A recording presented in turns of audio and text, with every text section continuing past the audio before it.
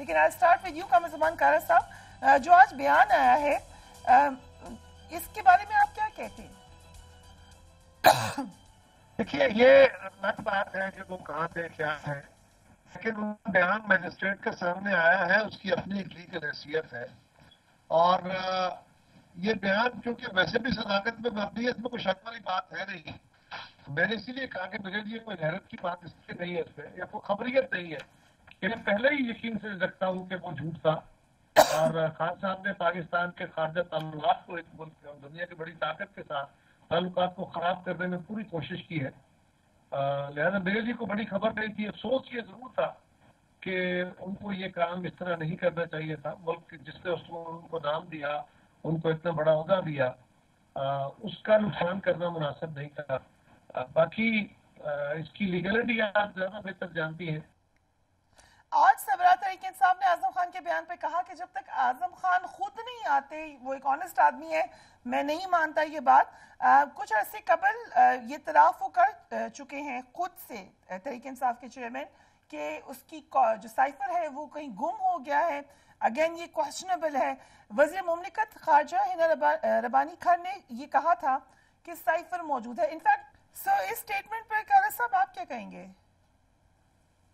देखिए, साइफर का हमें तो पता नहीं, लेकिन जो खत खान साहब ने लहरा के जिसके कंटेंट भेजे सामने आए या लीक किए गए, उन कंटेंट्स के मुताबिक जो कुछ कहा गया उसके ऊपर कमेंट उतने ही हुए।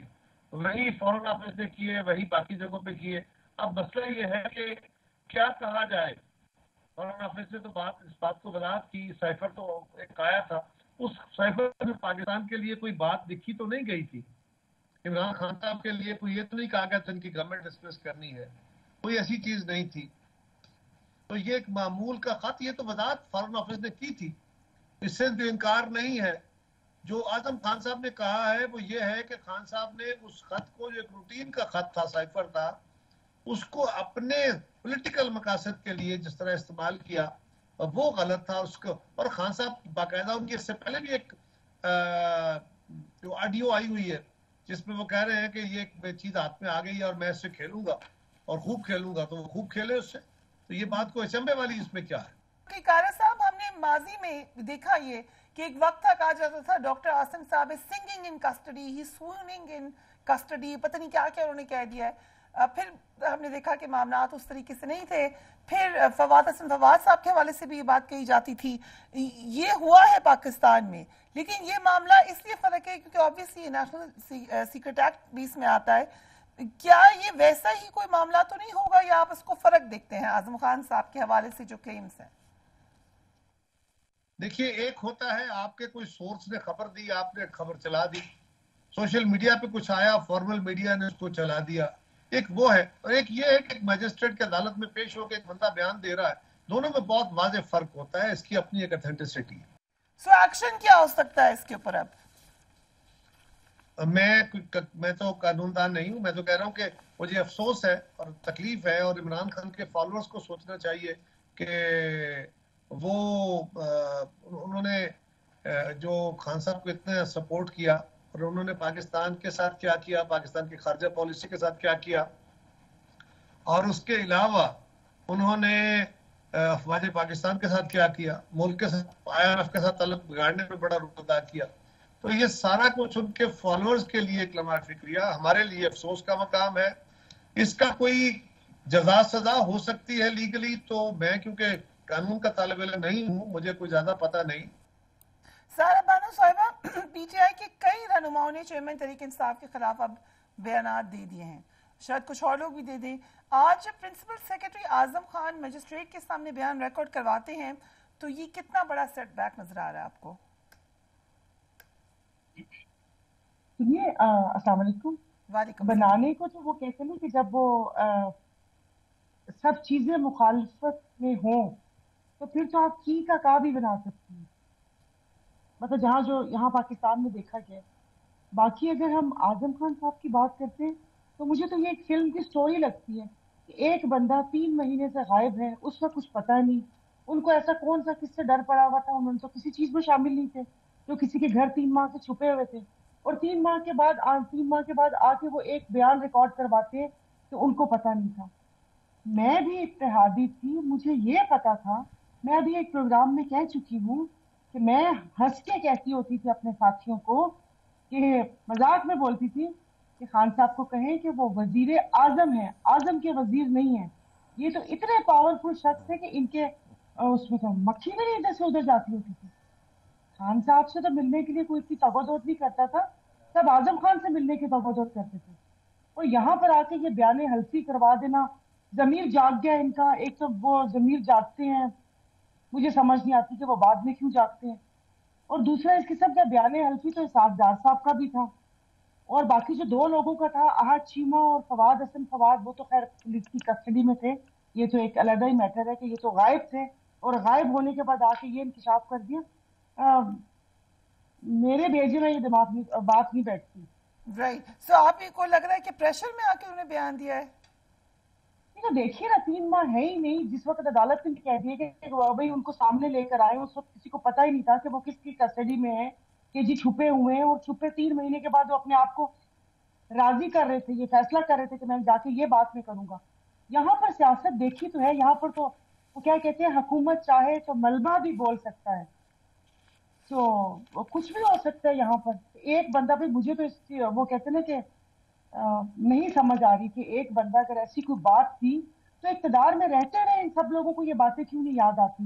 मुल्को कौम का इतना ख्याल था, तो उसी वक्त जिस वक्त ये सारी चीजें उनको पता थी, उस वक्त मीडिया पे आके क्यों नहीं बताया कि ये शख्स झूठ बोल रहा है या ये सारा बयानिया ये झूठा है। मतलब 1 साल इस चीज को गुजर गया, और 1.5 साल बल्कि अगर मार्च से लगाएं तो अब उनको ख्याल आया। राइट, पता नहीं, अब वही बात है कि तराजू के पलड़े बराबर करने, अब तो एक पलड़ा झुक ही गया है बिल्कुल।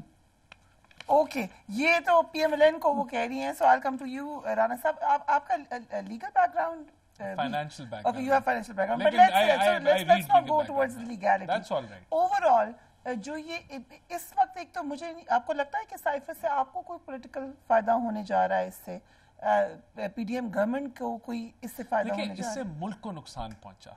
ये जो साइफर का ड्रामा था, इससे इंतशार फैला, तकसीम हुई। आपने बयानिया दिया कि गुलामी जो है वो हम नहीं मानते, या जो पूरा जो इमरान खान ने एक वो साजिश रची जिसके अंदर नफरत के बीज बोए गए कि ये इम्पोर्टेड हुकूमत है, तो वो सारा कुछ जो था एक सोच के तहत था। और वो सोच ये थी कि मैंने इससे फ़ायदा उठाना है। और जहां वो मीर जाफ़र, मीर सादक के अलकाब दूसरों लोगों के लिए इस्तेमाल करते थे, तो उन्होंने अपने मफाद के लिए, मुल्क के मफाद को जो है वो रद्द कर दिया। जो कि राणा सनाउल्लाह साहब ने आज कहा। सो यू रेफरिंग कि जो गलत तरफ उनकी फिंगर पॉइंटिंग थी, देखिए, वो और गलत थी। ये इसमें एक और पॉइंट कि ये जो आज जो बात आजम साहब ने की है, ये तो एक मुबैना ऑडियो भी आ चुकी है इन्हीं बातों की तस्दीक जिसमें हुई। और फिर ये बात तो, इस चीज का एतराफ तो इमरान खान साहब खुद जो है वो वेस्टर्न मीडिया को जब वो इंटरव्यूज देते हैं वो कर चुके हैं। फॉक्स न्यूज को वो बता चुके हैं कि साइफर जाली था। वो बता चुके हैं कि ये साजिश तो फलाने ने की और फलाने ने की, और साइफर जाली नहीं था। He said कि इंटरनल साजिश थी। साजिश का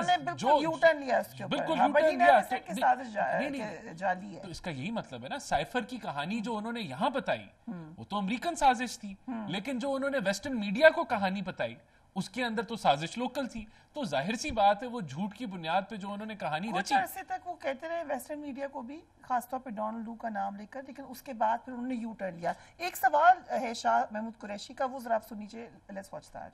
जिसको अहमियत नहीं थी तो फिर डिमाश की जो सिफारिश, अगर उसकी कोई अहमियत नहीं थी तो फिर डिमाश की जो सिफारिश थी उस पर आगे बढ़ने का क्यों कहा गया? अगर उसमें कोई अहमियत नहीं थी तो फिर नेशनल सिक्योरिटी कमेटी का इजलास क्यों बुलाया गया? अगर उसकी अहमियत नहीं थी तो हमारे जाने के बाद भी इसी मौजू पर नेशनल सिक्योरिटी कमेटी का इजलास मुनक्किद क्यों किया गया? इससे जाहिर होता है कि वो मामला संजीदा था। उन्हें हमारे अंदरूनी मामलात में मदाखलत का हक नहीं पहुंचता। रजीम चेंज ऑपरेशन जो है उसकी तहकीक जो है वो इम्पोर्टेंट है। So, कुछ क्वेश्चंस हैं, these are questions that he raised. So, हम ये कह सकते हैं कि वो exaggerated था। नहीं, देखें, उन्होंने रजीम चेंज कहा और रजीम चेंज का जिक्र वेस्टर्न मीडिया को इमरान खान साहब करते ही नहीं है।